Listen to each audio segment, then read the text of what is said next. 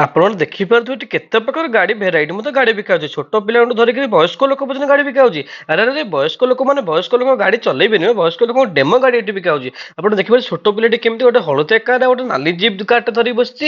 ଏପଟେ ଦେଖନ୍ତୁ କେତେ ବିଭିନ୍ନ ପ୍ରକାର ବହି ମଧ୍ୟ ବିକା ହଉଛି। ଏପଟେ ଆପଣ ମାନେ ଦେଖନ୍ତୁ ଏଠି କେତେ କେତେ ରିମୋଟ ଗାଡି ବିକା ହଉଛି, ଗୋଟେ ଏରୋପ୍ଲେନ ବିକା ହଉଛି, ବନ୍ଧୁକ ବିକା ହଉଛି, ଏହି କ୍ୟାରମ ବୋର୍ଡ ବିକା ହଉଛି। ଏପଟେ ଭଲିବଲ ମଧ୍ୟ ବିକା ହଉଛି।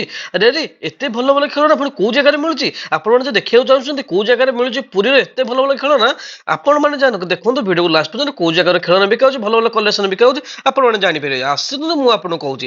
ଆମେ ଆଜି ସନ୍ଧ୍ୟାବେଳେ ପଳେଇ ଆସିଲୁ ମୋ ମାମୁନି ଆଉ ଜଣେ ମାଉସୀଙ୍କୁ ଧରିକି ପଳେଇ ଆସିଲୁ ଭି ମାର୍ଟ, ବଡସଙ୍ଗ ଉପରେ ଥିବା ଭି ମାର୍ଟକୁ। ଭି ମାର୍ଟ ଯଦି ଆପଣ ଲୋକେସନ ଜାଣିନାହାନ୍ତି, ଆଗୁଆ ଆଇଡି ବ୍ୟାଙ୍କ ଯୋଉଠି ଥିଲା ସେଇ ଜାଗାରେ କି ନାହିଁ ଭି ମାର୍ଟ ଅଛି।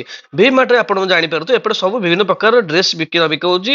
ତାର ଉପର 3 ମହଲାକୁ ଆସିଲେ ମଧ୍ୟ ଛୋଟ ପିଲାଙ୍କ ଡ୍ରେସ ସହିତ ଖେଳନା ମଧ୍ୟ ବିକା ହଉଛି। ଏଠି ବହିପତ୍ର ମଧ୍ୟ ବିକା ହଉଛି। ଭଲ ଭଲ କ୍ୱାଲିଟି ମଧ୍ୟ ଜିନିଷ ମଧ୍ୟ ବିକା ହଉଛି। ରେଟ୍ ବି କିଛି ହାଇ କ୍ୱାଲିଟି ନାହିଁ। ରେଟ୍ ଆପଣ ମାନେ ଆପଣଙ୍କ ଇଚ୍ଛାରେ କିଣିପାରିବେ। ଏଠି କିଛି ବାଧ୍ୟତା କରାଯାଉଛି ଆପଣ ଏଇଟା କିଣନ୍ତୁ ସେଇଟା କିଣନ୍ତୁ ବୋଲି। ଏଇଟା ଆପଣ ନର୍ମାଲ ଆପଣ ଯାହାକୁ ତ ପସନ୍ଦ ଲାଗିବ ସେଇଟା ହିଁ କିଣିପାରିବେ। ସବୁର ରେଟ୍ ସେଇଥିରେ ହିଁ ଲେଖା ହେଇଛି। ଆପଣ ମାନେ କାହାକୁ ପଚାରିବାକୁ ହିଁ ପଡିବ ନାହିଁ। ଏଠି ମୁଁ ଦେଖିଲା ପରେ ମତେ ସବୁଠୁ ଭଲ ଲାଗିଲା ଏରୋପ୍ଲେନ ଥୁଆ ହେଇଥିବା ଥାକଟା ହିଁ ମତେ ସବୁଠୁ ବେଷ୍ଟ ହିଁ ଲାଗିଲା। କାରଣ ମୁଁ ସେ ଏରୋପ୍ଲେନ ବସିକି ଉଡିଥାନ୍ତି। ସି ଆରେ ଆରେ ଏରୋପ୍ଲେନ ଉଡିବ ନାହିଁ ମ, ଏରୋପ୍ଲେନ ଉପରେ ଉଡିବ। ଆଉ ହୋ କି ସୁନ୍ଦର ବ୍ୟାଗ, ବଢିଆ ସୁନ୍ଦର ବ୍ୟାଗ ହେଇଛି ଭାଇ।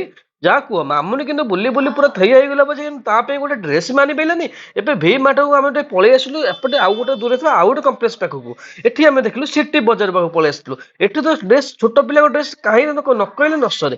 ଭଲ ଭଲ ଡିଜାଇନ ଡ୍ରେସ ମଧ୍ୟ ଥୁଆ ହେଇଥିଲା। କିନ୍ତୁ ମାମୁନି ଗୋଟେ ବେଳ ପସନ୍ଦ ହଉନଥିଲା, କାରଣ ମାମୁନି ଇଚ୍ଛା ଥିଲା ଟିକେ କଳା କଲର ଡ୍ରେସ ନେବା ପାଇଁ। କଳା କଲର ଡ୍ରେସ ଏଠି ନଥିଲା। ଆମେ ବୁଲି ବୁଲି ବୁଲି ବୁଲି କଳା କଲର ଡ୍ରେସ ପିନ୍ଧି ଆମେ ଲାଷ୍ଟକୁ କିଛି ପାଇଲୁନି।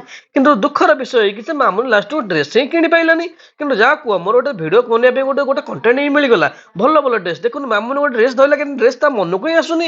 ଏଇଠି ଦେଖନ୍ତୁ ମା ଗୋଟେ କେଡିଟେ ଡ୍ରେସ ଧରିକି କହୁଛି ଏଟା ମାମୁନି ପାଇଁ ନବ। ଆରେ ଆରେ 21 ଡ୍ରେସ ପିନ୍ଧିଛି। ଆରେ ମାମୁନି ଦେଖ କେତେ ଦୂର ଯାଇକି ଗୋଟେ ଡ୍ରେସ ବାନ୍ଧିଲେ କହୁଛି ଏଇ କଳା ଡ୍ରେସ ନବ, ନାଚୁଛି ଦେଖ ଲାଷ୍ଟକୁ। ଦେଖ କେତେ ଦୂରରେ ସିଏ ଅଛି କହୁଛି ଏଇ କଲର ଡ୍ରେସଟା ହିଁ ସେ ନବ। ଆରେ ଛାଡ ତା କଥା। ଏପଟେ ଦେଖିପାରୁଛ କେତେ କେତେ ଭଲ ଭଲ ଲାଇଟ୍ ମଧ୍ୟ ଲଗାଯାଇଛି। ଆରେ ଭାଇ ଯାହା ତ କୁହ ଏଠି କିଣ କି ନ କିଣ, ଏଠି କିନ୍ତୁ ଆସିଲେ ଆପଣ ମନ ହିଁ ଖୁସି ହେଇଯିବ।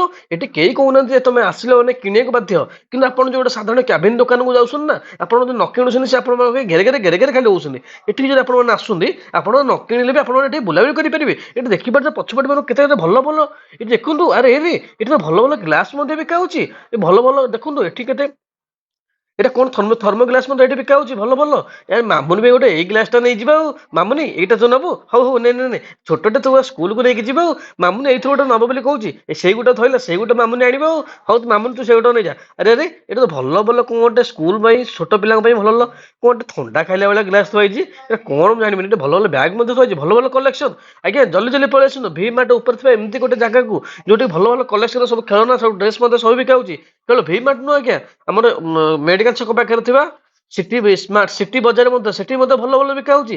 ଏଠି ଦେଖନ୍ତୁ ଆରେ ଏଠି ଭଲ ଚପଲ ମଧ୍ୟ ବିକା ହଉଛି। ଆରେ ମାଉସୀ ସେ ଭିତରେ ଆଡେ ପଶିଗଲେ। ମାଉସୀ ମାଉସୀ ଇଆଡେ ପଳେଇ ଆସ ସିଆଡେ କିଛି ବି ହେଲେ ନାହିଁ। 249 ଟଙ୍କା ଷ୍ଟାର୍ଟ ଅଛି, ଏପଟେ 299 ଟଙ୍କା ମଧ୍ୟ ଷ୍ଟାର୍ଟ ଅଛି। ଆରେ ଏଠି ତ ଭଲ ଭଲ କଣ ଥୁଆ ହେଇଛି। ଏଟା ଭି ମାର୍ଟ ଆଜ୍ଞା ବଡସଙ୍ଗ ଉପରେ ଥିବା ଆଇଡିଆ ବ୍ୟାଙ୍କ ଯୋଉଠି ଥିଲା ସେଇ ଜାଗାକୁ ଜଲ୍ଦି ଜଲ୍ଦି ପଳେଇ ଆସନ୍ତୁ। ଯଦି ଭିଡିଓଟି ଭଲ ଲାଗେ ତ ଅନ୍ୟମାନଙ୍କୁ ସେୟାର କରନ୍ତୁ। ରହିଲି ଆପଣଙ୍କ ଭିଡିଓ କେମିତି ଲାଗିଲା ଆପଣ କମେଣ୍ଟ ଜଣେଇବେ। ଯୋଉମାନେ ନୂଆ ଆସିଲେ ଚ୍ୟାନେଲ ସବସ୍କ୍ରାଇବ କରିଦେବେ।